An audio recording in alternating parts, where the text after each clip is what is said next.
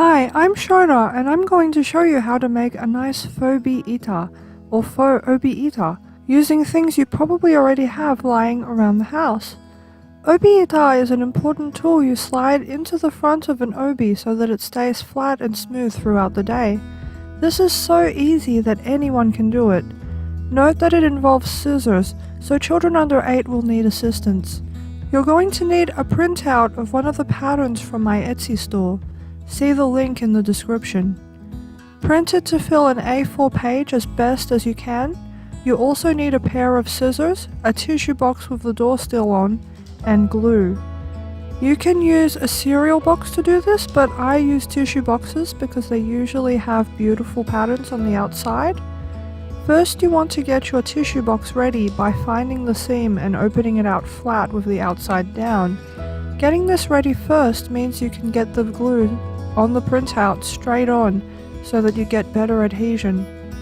Turn your printout over and cover the reverse of the Obi Ita shape with glue. Try to get it smooth with no lumps. We're doing this before we cut it out so that we can make sure the glue goes all the way to the edges without making a mess. Press the printout onto the inside of the tissue box, smoothing it with your hands to avoid air bubbles. Let it dry out.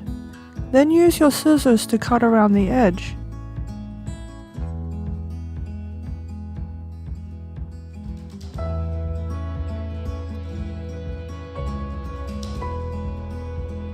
Then it's all done.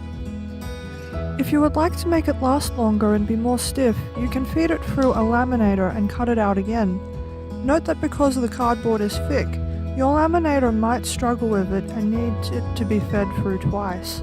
When you cut the Faux Ita from the laminator sheet, make sure to leave a small amount of the lamination around the edge so that it has a nice sealed edge.